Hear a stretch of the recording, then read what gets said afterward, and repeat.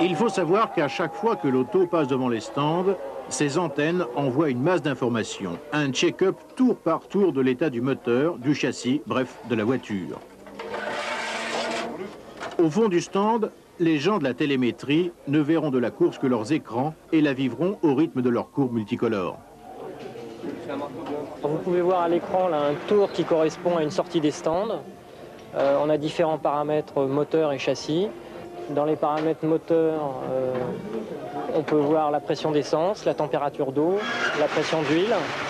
Ce sont des paramètres plutôt classiques. D'autres, on voit que dans le premier tour, en fait, le pilote n'accélère pas à fond. Il accélère à fond quand sa voiture commence à être chaude.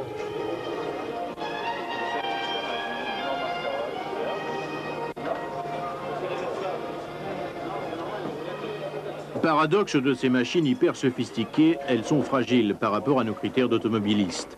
Pensez que ces moteurs que l'on change avant la course ne sont construits que pour tenir 600 km, que les pneus, dans le meilleur des cas, ne rouleront que 200 km.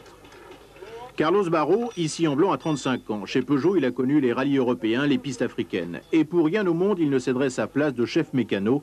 À 12 000 francs par mois, ce n'est pas une question d'argent. Aujourd'hui, samedi, on a fini tous les essais libres et de qualif. Là, on change moteur, boîte de vitesse. On refait quasiment la voiture à neuf pour la course, pour demain. Enfin, c'est-à-dire que demain matin, nous avons le warm-up. Le warm-up, c'est surtout pour voir si tout va bien, pour faire quelques tours avec le plein en configuration course. Et si tout va bien, on garde la voiture telle que pour le départ de la course. En combien de temps tout ça?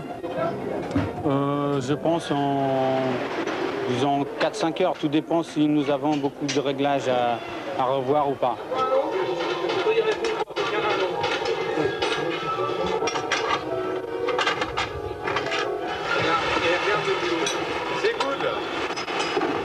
Sur ce circuit entouré de volcans, qui de nuit fait penser à une base d'extraterrestres, les Japonais ont fait les choses en grand.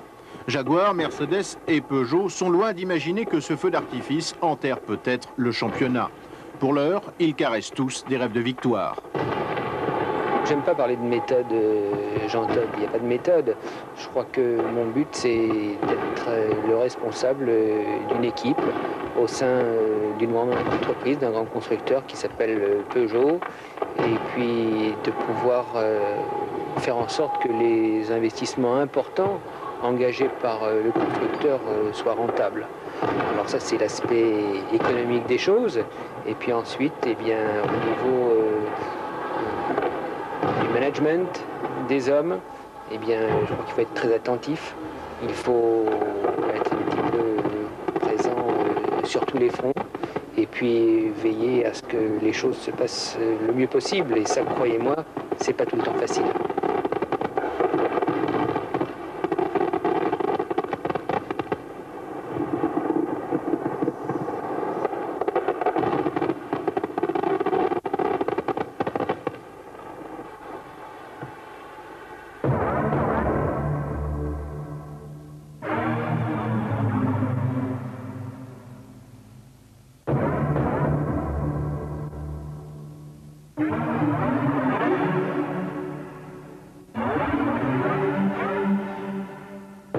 H-2, briefing d'avant-course. Je pense que vous avez tous compris que ça se jouerait très difficilement sur la piste, donc ça sera dans les stands où il ne faudra pas faire d'erreurs, et de pneumatique et surtout d'erreurs de manipulation. Donc faites comme vous l'avez fait pendant la simulation de changement de roue, essayez d'aller doucement, on gagnera du temps pour éviter une bêtise, notamment en grippage des écrous. Soyez sûr que ceux que vous avez de rechange sont bien prêts, sont bien lubrifiés, et surtout essayez de ne pas laisser partir la voiture si on n'est pas sûr que l'écrou est bien pris.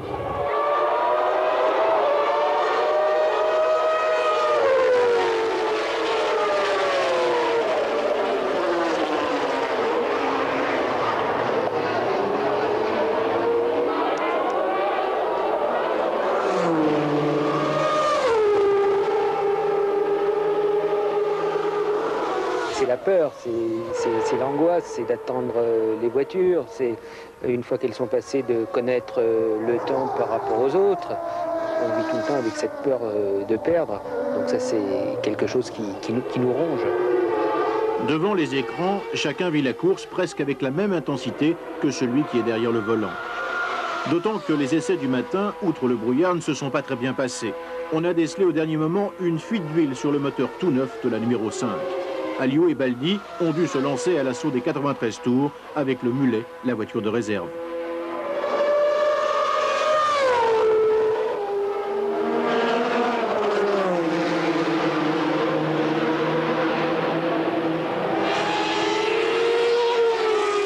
En tête, pendant 20 tours, la voiture de Rosberg et de Dalmas a disparu de la piste. Abandon, elle aussi, sur problème de pression d'huile. Tous les espoirs des Français reposent maintenant sur cette voiture, l'auto d'Alliot et de Baldi. Mais le ravitaillement traîne. Il est beaucoup plus long qu'aux essais. La voiture a aussi des problèmes d'huile. Au Japon, Peugeot devra se contenter d'une 4e place, laissant la victoire à Mercedes. C'est en région parisienne, à Vélizy, que cette course prendra fin, après avoir démonté le moteur défaillant et trouvé l'origine de la panne.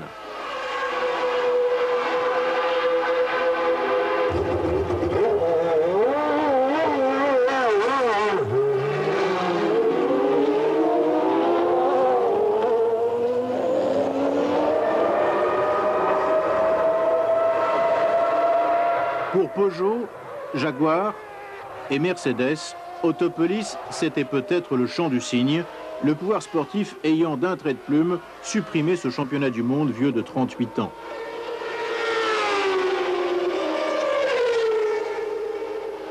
Difficile de penser que tous les efforts des Français soient réduits à néant, que l'argent investi dans ce programme de recherche parte en fumée.